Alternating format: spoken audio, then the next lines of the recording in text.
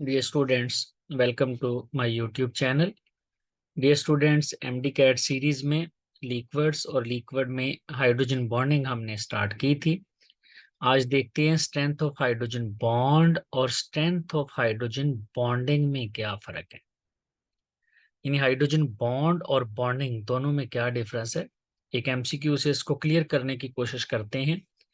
Hydrogen bond is stronger इन, यानी इनमें से सबसे स्ट्रॉन्ग हाइड्रोजन बॉन्ड किस में है? हाइड्रोजन फ्लोराइड में, वाटर में, या अमोनिया, या एथानॉल।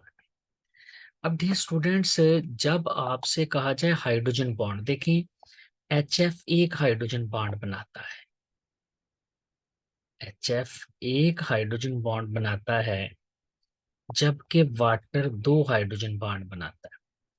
अब जो स्ट्रेंथ होती है हाइड्रोजन बॉन्ड की या डायपोल डायपोल फोर्सेस की, वो डिपेंड करती है इलेक्ट्रोनेगेटिविटी डिफरेंस पे।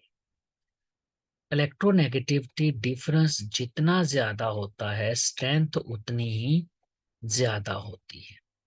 तो इलेक्ट्रोनेगेटिविटी का डिफरेंस तो ज्यादा HF में है। इसका मतलब है जो हाइड्रोजन बॉन्ड है उसकी स्ट्रेंथ ज्यादा HF में होगी। HF में जो हाइड्रोजन बॉन्ड है वो ज्यादा स्ट्रांग होगा। क्यों?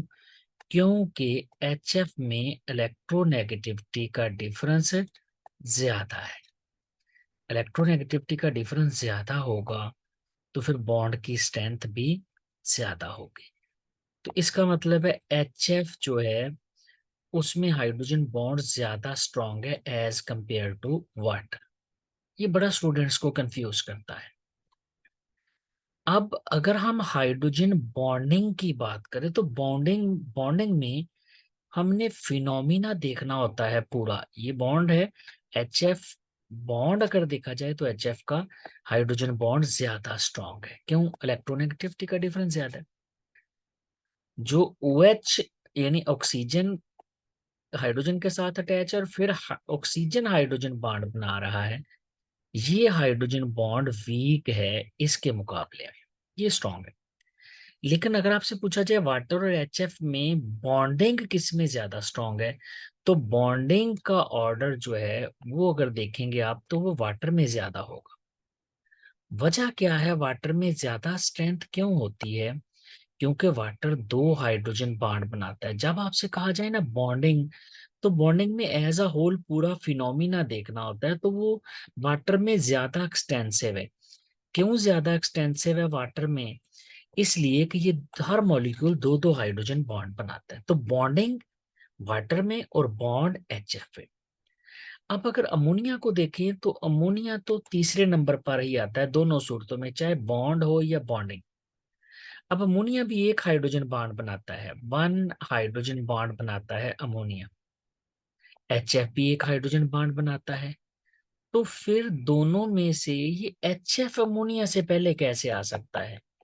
तो एक्चुअली HF में इलेक्ट्रोनेगेटिविटी का डिफरेंस ज्यादा है। अगरचे बॉन्ड एक एक है दोनों में, तो इलेक्ट्रोनेगेटिविटी का डिफरेंस ज्यादा होने की वजह से HF में अमोनिया से हाइड्रोजन बॉन्ड भी स्ट्रॉन्ग है और फिर बॉन्डिंग भी स्ट्रॉन्ग है तो एक ही बॉन्ड, लेकिन इलेक्ट्रोनेगेटिविटी का डिफरेंस ज्यादा है।